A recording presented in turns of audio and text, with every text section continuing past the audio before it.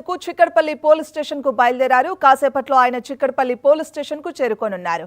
అల్లు అర్జున్ వెంట legal team తో పాటు ఆయన తండ్రి అరవింద్, మామ చంద్రశేఖర్ రెడ్డి, స్నేహితుడు బన్నీవాసు ఉన్నారు.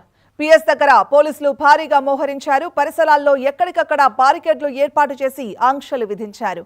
అల్లు అర్జున్ ను బిఎన్ఎస్ సెక్షన్ 35 కింద నోటీసులు ఇచ్చారు. ఆయన్ను చిక్కడపల్లి ఏసీపీ రమేష్, సిఐ రాజు నాయక్ విచారించనున్నారు. సంధ్యా థియేటర్ ఘటనలో అల్లు అర్జున్ A11 గా ఉన్నారు.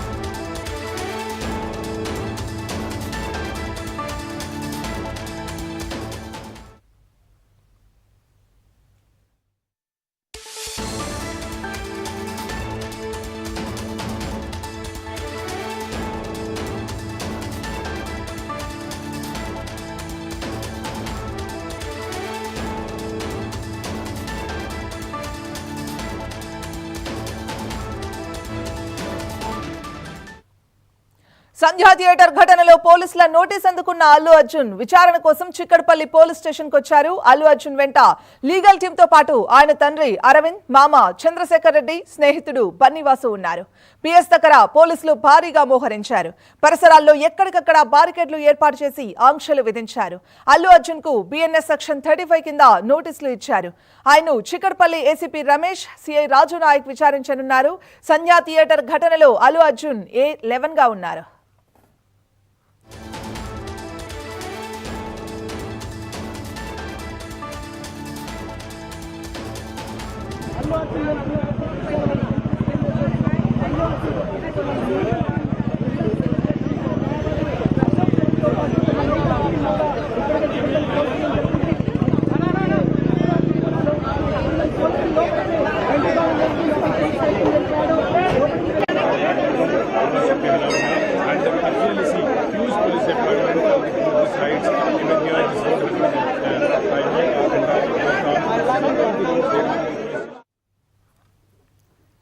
ఇక చిక్కడపల్లి పోలీస్ స్టేషన్ వద్ద నుంచి మరింత సమాచారాన్ని మా క్రైమ్ కరెస్పాండెంట్ దుర్గేష్ అందిస్తారు. దుర్గేష్,